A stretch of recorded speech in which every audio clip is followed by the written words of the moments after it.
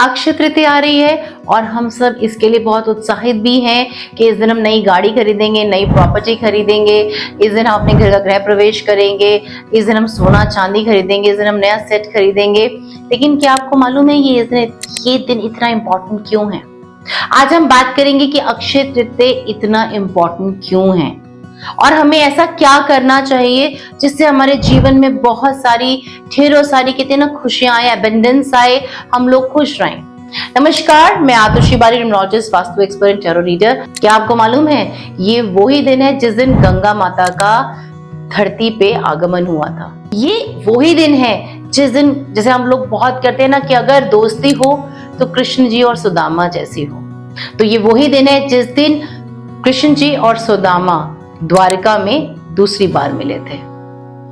ये वही दिन है जिस दिन बद्रीनाथ के कपाट खुलते हैं। ये वही दिन है जिस दिन हमारे विष्णु के अवतार परशुराम जी का जन्म हुआ था और जिन्हें कहा भी जाता है कि इस सदी में अभी भी वो हैं। इस दिन अगर हम कुछ भी ऐसा करते हैं ना तो वो सनातन से जुड़ जाता है, वो इतिहास बन जाता है। इस दिन जो भी कुछ होता है, ये वही दिन है जिस दिन गणेश जी ने महाभारत लिखना शुरू किया था और ये वही दिन है जिस दिन महाभारत का अंत भी हुआ था। और सबसे मजेदार बात पता है क्या है? ये वही दिन है जिस दिन अज्ञातवास में श्री कृष्ण और युधिष्ठिर का और पंचाली का मिलन भी हुआ था। उनसे मिलने आए थे वो। इसके पीछे बहुत ही रोचक कथा है। क्या हुआ था कि अज्ञातवास था। अब शकुनी मामा जी तो अपनी चीजों मतलब कहते हैं उनको तो तंग करना ही था 5 पांडव को।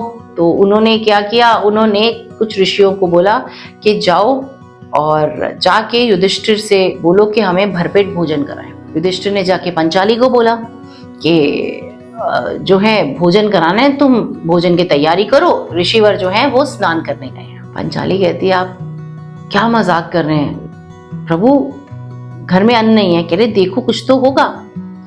इतने में वहां पर अपने श्री कृष्ण आ जाते हैं। तो श्री कृष्ण को देख के पंचाली बहुत प्रसन्न होती हैं, तो युधिष्ठिर भी बड़े प्रसन्न होते हैं। तो उसी समय श्री कृष्ण कहते हैं भूख तो मुझे भी बहुत लग रही है, जाओ बहन पंचाली कुछ मेरे लिए भी ले आओ भोजन। तो फिर पंचाली बोलती है क्यों वासुदेव, आप क्यों मजाक बना रहे हैं? आपको तो सब कुछ पता ही है ना, घर में अन्न का दाना नहीं है और आप कहते हैं कि मुझे भोजन करा दें। तो श्री कृष्ण कहते हैं कि जाओ तो सही, अंदर देखो तो सही बहना, कुछ तो होगा, कुछ तो होगा, कुछ तो अन्न के दाने होंगे। पंचाली अंदर जाती है और जाकर एक भिगोना ले आती है और जब वो पात्र लेके आती है कहती देखो कहाँ है इसके अंदर। कह रहा देखो, देखा श्री कृष्ण ने, उसमें से एक चावल का दाना था। उन्होंने लिया, ये है तो सही अन्न का दाना। कहते इससे क्या होगा? कह रहे इससे बहुत कुछ होगा। जैसे ही श्री कृष्ण ने उस चावल का दाना जो है वो ग्रहण किया, उधर जो ऋषि जो स्नान कर रहे थे उनको एकदम से लगा कि पता नहीं उन्होंने कितने दिन का भोजन कर लिया है और कईयों का तो पेट खराब हुआ, दर्द हुआ।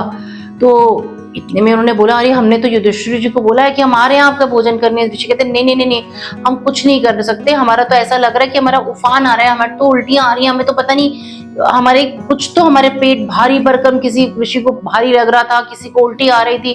वो तो तुरंत वहां से भाग गए और युधिष्ठिर यहाँ इंतजार करता रहा। तो श्री कृष्ण बोले कुछ नहीं होगा युधिष्ठिर। उनका पेट भर गया और उन्होंने एक प्यारी सी स्माइल दे दी और वहीं पे उन्होंने बोला कि पंचाली आप इस चीज का हमेशा ध्यान रखें कि जो ये पात्र है ना इसको हमेशा अपने पास रखें। जब तक ये पात्र आपके पास है तो आपका घर में हमेशा अन्न की जो कहते हैं ना बरकत रहेगी, कभी कम नहीं होगा।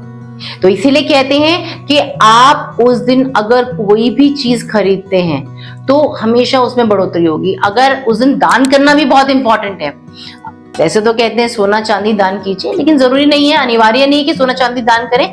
लेकिन अगर आप सोना चांदी दान नहीं कर सकते तो आप गेहूं, कनक का दान अगर आप उस दिन करते हैं ना तो बहुत ही शुभ है। और इस दिन आप कोई भी चीज खरीद के लाएं। ऐसा नहीं है कि केवल पति जो है वो अपनी पत्नी को कुछ ना कुछ इस दिन लेके दे जिसमें बढ़ोतरी होगी। अगर पत्नी इस दिन अपने पति को भी कोई चीज गिफ्ट करती है ना तो ये समझ लीजिए पति के लिए वो लकी है। वो जो चीज है ना अगर वो हमेशा अपने पास रखेगा ना तो हमेशा वो लक का काम करेगा। तो इस दिन कहा जाता है कि आप कोई भी नई चीज खरीदिए, चाहे वो गाड़ी खरीदिए, चाहे वो प्रॉपर्टी खरीदिए, हमेशा उसमें बढ़ोतरी होगी, वो सदैव आपके पास रहेगा, उसमें कमी नहीं आएगी। इसलिए आप सबसे विनती है कि इस दिन आप श्री हरि विष्णु का और साथ में माँ लक्ष्मी का आह्वान जरूर कीजिएगा, पूजा आराधना जरूर कीजिएगा। श्री हरि विष्णु को पीले वस्त्र जरूर अर्पण कीजिएगा और साथ में उन्हें भोग जरूर लगाइएगा। और माँ लक्ष्मी की आराधना करना ना भूलें। और किसी भी गरीब को आप इस दिन भोजन जरूर कराएं। देखिएगा किस प्रकार श्री हरि आपकी सारी मनोकामनाएं पूर्ण करेंगे और आपके घर में किसी भी चीज की कभी भी दिक्कत नहीं आएगी, हमेशा एबंडेंस में रहेगा, हमेशा आपके घर में बढ़ोतरी रहेगी। नमस्कार, आप सभी को इस अक्षय तृतीया की ढेरों सारी शुभकामनाएं।